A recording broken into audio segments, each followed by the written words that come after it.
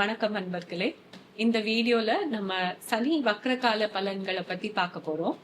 சனி வக்ரம்னா என்னது, வெவ்வேறு ராசிகளுக்கு இதனால வர பலன்கள் என்ன, ராசி நட்சத்திரங்களுக்கு பரிகாரம், அப்புறம் எந்த கோவில்களுக்கு செல்லலாம், இத பத்தி எல்லாம் நாங்க பேசியிருக்கோம். சோ கடைசி வர இந்த பதிவு பாருங்க. வணக்கம் சார். வணக்கம்மா, எப்படி இருக்கீங்க? நல்லா இருக்கேன் சார். சொல்லுங்க சார். இப்போ இந்த மாசம் 26ல இருந்து சனீஸ்வரர் ஏதோ வக்ரம் ஆறாரு, டிசம்பர் 11 வரைக்கும் அப்படின்னு சொல்றாங்க. வக்ரம் ஆறுதுன்னா என்ன, அதனால மற்ற ராசிகளுக்கெல்லாம் என்ன தாக்கம் ஆகும் அப்படிங்கறத நீங்க சொல்லணும். ஜோசியம் படிக்க ஆரம்பிச்சிட்டியாமா? கொஞ்சம் கொஞ்சம் அங்கங்க கேக்குறதுலாம் அப்படியே. வக்ரம் ஆகுறாருனாக்க எந்த கிரகமும் வக்ரமாக பேசிக் இது வந்து ஒரு இல்யூஷனல் எஃபெக்ட் தான். ஓகே. ஆனா அந்த இல்யூஷனல் எஃபெக்ட் வந்து சூரியன்ல இருந்து இருக்கக்கூடிய எவ்வளவு டிஸ்டன்ஸ்ல இருக்காங்களோ அதுக்கேற்ற மாதிரி ஒரு கிரகமும் ஒரு டைம் பீரியட்ல வக்ரமாகும். ஓகே. ஸோ இப்போ வந்து சூரியன் இருக்கிற இடத்துக்கு சனீஸ்வரர் வந்து 9ஆம் இடத்துல இருப்பார். இருக்கும் பொழுது அவர் வந்து வக்ரமா இருக்கிறார். அது ஒரு பர்டிகுலர் டிகிரியில இருக்கும்போது வக்ரமாகி அவர் வந்து டிசம்பர் 11 வரைக்கும் வக்ரமாகும். பொதுவா எந்த கிரகமும் வக்ரமாகினால் அது வந்து எந்த ராசியில இருக்கோ அதை தாண்டி அதற்கு முந்தின ராசி அதனுடைய பலன்களை எல்லாம் தரணும் அப்படிங்கிறது.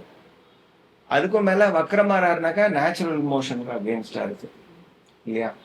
ஸோ பலன் வழியா பார்க்கும் பொழுது நமக்கு வந்து எப்படி இருக்கும்னாக்கா செய்த வேலையை திரும்பி செய்ய வேணும், இல்ல அந்த விஷயத்துல ஒரு தடை வருவது, அதை வந்து திரும்பி பார்க்க வேண்டிய ஒரு சூழல் வருவது, இந்த மாதிரியான விஷயங்கள். அதுக்கும் மேல ஒரு வக்ரமான கிரகம் அப்படின்னு சொன்னாக்கா அவங்களுடைய பலன்கள் வந்து எக்ஸாக்டா ராகு கேதுக்கள் இருக்கக்கூடிய இதோட இணைஞ்சிடும். சோ ராகு கேதுக்கள் கூட இணையும் பொழுது நமக்கு வந்து அதனுடைய தாக்கம் பாசிட்டிவா நெகட்டிவா தெரியாது. அது அதிருஷ்யமாவும் இருக்கலாம், அதிர்ஷ்டமாகவும் இருக்கலாம். நேட்டல் சார்ட்ல எப்படி இருக்கோ அது. பொதுவா வந்து நமக்கு வந்து ஜாதகத்துல வந்து நம்மளுடைய ஜாதகத்துல வந்து வக்கரமான கிரகங்கள் இருக்கு அப்படின்னா இந்த டைம் பீரியட்ல வந்து சனீஸ்வரர் வக்கரமாவே இருக்கிற நேச்சுரலான இந்த டைத்துல வந்து அவர் வந்து நல்ல எஃபெக்ட் கொடுப்பார். இல்ல அவர் நேர்ல இருக்காரு, அவர் நேர் மூவ்மெண்ட்ல இருக்காரு அப்படின்னாக்கா இந்த டைம் பீரியட் கொஞ்சம் ஜாகிரதையாக இருக்கணும். அதனாலதான் அது வந்து ஜாகிரதையாக இருக்குன்னு சொல்றேன். சார், இந்த காலம் வந்து மகர ராசி நேயர்களுக்கு எப்படி இருக்கும், என்ன மாதிரியான தாக்கங்கள் ஏற்படும்? மகர ராசிக்கு நல்லா இருக்கும். லக்னாதிபதியான சனீஸ்வரர் 3ஆம் இடத்தில் வக்ரமாகிறாருங்கிறதுலாம் ஓகே. ஆனா அவர் வந்து இவங்களுடைய ராசிக்குரிய பலன்களை கொடுத்தாக வேண்டும்ங்கிற ஒரு சூழல். 3ஆம் இடத்துல இருக்கக்கூடிய சில விஷயங்கள் அப் அண்ட் டவுன் இருக்கலாம், தடைகள் மேலும் கீழும் போயிட்டு வர்றது இருக்கலாம். ஆனா மேஜரா வந்து நல்ல விஷயங்கள் உங்களுக்கு நடக்கிறதுக்கு வாய்ப்பு. 3ஆம் இடத்துல இருக்கிறதுனால மனக்குழப்பங்கள் நிறைய இருக்கும். பண்ணணுமா வேண்டாமா, பண்ணா சரியா இருக்குமா, இந்த குழப்பங்கள் இருக்கும். அதே மாதிரி கிடைக்கக்கூடிய சப்போர்ட் சிஸ்டம் வந்து சரியா உபயோகிக்க தெரியாமல் இருக்கக்கூடிய ஒரு சூழல் இருக்கலாம். சப்போர்ட் சிஸ்டம்லாம் இருக்கும், இவங்கதான் கரெக்டான ஆளான இவங்க சந்தேகப்பட்டு இருப்பாங்க. அந்த மாதிரியான ஒரு சூழல் வரலாம். அதே மாதிரி பொருளாதாரம் அப்படிங்கறது வந்து இம்ப்ரூவ் ஆகும். ஃபேமிலி சிச்சுவேஷன்கள் வந்து இம்ப்ரூவ் ஆயிடும். அதே மாதிரி இவங்களுடைய ஆரோக்கியமும் வந்து பெட்டர் ஆயிடும். முதல்ல வந்து அவர் 2ஆம் பாதத்துலதான் வக்ரமாகிறார். ஆகஸ்ட் 20 வரைக்கும் ரேவதி 2ல வக்ரமாகும் போது வக்ரத்துக்கு வந்து நல்ல பலன்களை தருவார் அந்த ராசியே பிடிக்கிறதுனால. அதுலயும் அவங்களுக்கு பேசிக்கா சனீஸ்வரர் வக்ரமாக இருக்காரு, இல்லாட்டி குருவே வக்ரமா இருக்காருனாக்கா இன்னும் சூப்பர் ரிசல்ட்ஸ் வந்து அவங்களுக்கு கிடைக்கும். இல்ல அவங்க ராசியில ராகு இருக்காரு, கேது இருக்காருனாலும் அவங்களுக்கு வந்து நல்ல ரிசல்ட் வந்து இந்த டைம் பீரியட்ல. அதுக்கப்புறமா இருக்கக்கூடிய காலம் நமக்கு வந்து அக்டோபர் 9 வரைக்கும் இருக்கக்கூடிய காலங்கள் சுப செலவு அப்படிங்கிறது வரலாம். அவர் பார்க்கறது வந்து இவங்களுக்கு 9ஆம் இடத்தை பார்த்து கொண்டே இருக்கு. சோ 9ஆம் இடத்துல நிறைய மாற்றங்கள். 9ஆம் இடம் சொல்லும் பொழுது நமக்கு தந்தை ஃபாரின்ல போய் படிக்கிறது, நம்மளுடைய பாக்கியம், இதெல்லாம் இந்த பாக்கியத்தை வந்து புரட்டி சரி பண்றது அப்படிங்கறது இந்த டைத்துல வந்து சோ நடக்கும். பெட்டர் தான் வந்து பெட்டர் தான், ஆனா ஒரு கன்ஃபியூஸ்ட் ஸ்டேட்லயே ஒர்க் பண்ணுவாங்க. முடிஞ்சுதான் அது வரும். நம்ம தெளிவா இல்லாம ஒரு விஷயத்த பண்ணோம்னா எப்படி இருக்கும், அந்த மாதிரியான ஒரு சூழல் வந்து இந்த டைம் பீரியட்ல இருக்கும். Okay. சோ அந்த ஒரு குழப்படியிலேயே வேலை நடக்கும், ஆனா வேலை நடந்துரும். ம்.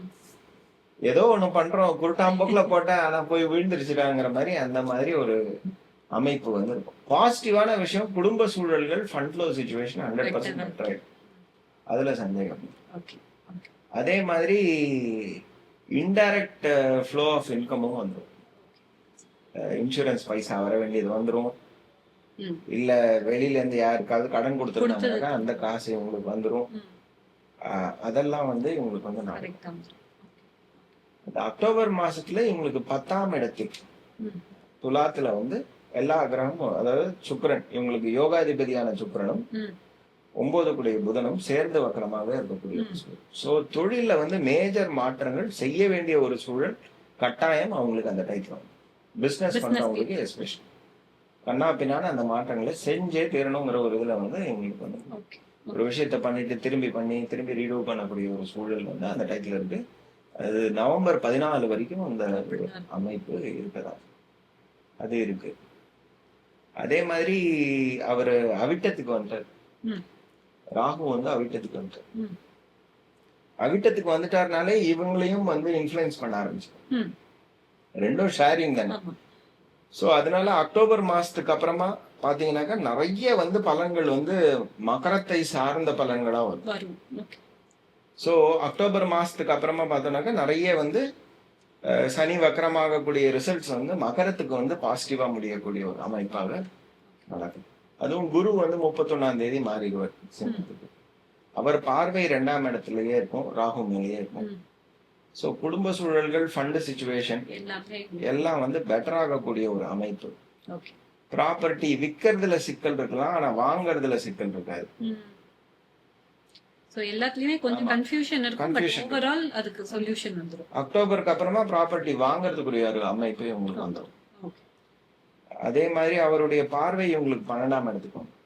ஸோ சுப செலவு அப்படிங்கிறது அந்த டைம் பீரியட்ல வரலாம், வர்றதுக்குரிய ஒரு அமைப்பு நல்லா இருக்கும் அக்டோபருக்கு அப்புறம். ம். இதெல்லாம் ஜென்ரலா நம்ம வந்து மகர ராசிக்கு சொல்றோம். Okay. So உத்திராடம் நட்சத்திரத்துக்கு உத்திராட நட்சத்திரத்துக்கு வந்து பிரம்மபுரீஸ்வரர் கோவில், ஓகே 2 பிரம்மபுரீஸ்வரர் கோயில் இருக்கு. ஒண்ணு வந்து நமக்கு வந்து திருச்சி மாவட்டத்துல இருக்கு, ஓகே சிவகங்கையில இருக்கிற பிரம்மபுரீஸ்வரர் கோயில். ஓகே போயிட்டு வர்றது இவங்களுக்கு வந்து நல்ல ரிசல்ட். ஓகே போனா எப்பவுமே ஒரு ஏதாவது பூஜைக்கு வேணுங்கிறது மாலை அந்த மாதிரி விஷயங்கள் வாங்கிட்டு போறது நல்லது. கோவிலுக்கு சேர்க்க வேண்டியது சேர்த்துட்டு ஒரு 40 நிமிஷம் அங்க உட்காந்து தியானம் பண்ணிட்டு வர்றது உங்களுக்கு வந்து நல்ல ரிசல்ட். சார், இப்ப திருவோணம் நட்சத்திரத்துக்கு எந்த கோவில்களுக்கு போனா வந்து இந்த காலம் பெட்டரா இருக்கும்? ஆல்ரெடி பெட்டரா தான் இருக்கும் சொல்லிருக்கீங்க. பெட்டரா இருக்கும். அவங்களுக்கு வந்து பிரசன்ன வெங்கடேஸ்வர பெருமாள் ம் இது வந்து நமக்கு வெள்ளூர்லயே ஓகே, இங்க இருந்து பக்கம் பக்கம், சென்னையில இருந்து பக்கம். ம். இல்லாட்டாலும் நீங்க ஆந்திரா சைடு போயிட்டீங்கன்னா நிறைய பிரசன்ன வெங்கடேஸ்வர பெருமாள். அப்படியா? ஓகே ஆனா மெயின் இவங்களுக்குரிய பிரசன்ன வெங்கடேஸ்வர பெருமாள் கோயில் நீங்க வெள்ளூர்ல பிரசன்ன வெங்கடேஸ்வர பெருமாள் கோயில் போயிட்டு வந்தாக்க நல்லது. ஓகே. இதே அவிட்டம்னா எங்க போலாம் சார்? அவிட்டத்துக்கு வந்து பிரம்ம ஞான புரீஸ்வரர், ம் ஸ்ரீ பிரம்ம ஞான புரீஸ்வரர், தஞ்சாவூர். தஞ்சாவூர் நிறைய, தஞ்சாவூரை சுத்தி ஆமா, நிறைய பல கோவில்கள் இருக்கு. நீங்க வேற காஞ்சிபுரம், தஞ்சாவூர் இந்த திருச்சி. 2 ஊரையும் பாக்குறதுக்கு வந்து நம்ம கொடுத்து வச்சிருக்கோம். அவ்வளவு கோயில்கள், அவ்வளவு புண்ணியம், சுத்தி சுத்தி பார்த்துட்டே நிறைய கோவில்கள் தெரியல மக்களுக்கு. போயிட்டு வந்தோம்னாக்கா நல்ல ரிசல்ட் வந்து உங்களுக்கு.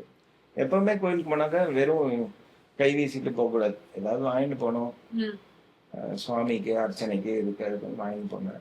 ம் போய் ஒரு 40 நிமிஷமாக உட்காருங்க ம் கோயில் பிரகாரத்துல தரிசனம் பண்ணிட்டு, ம் தரிசனம் பண்ணிட்டு ஒரு 40 நிமிஷம் ம் அப்படியே உட்காந்துட்டு வாங்க, நல்ல ரிசல்ட் வந்து எங்களுக்கு கிடைக்கும். Thank you sir.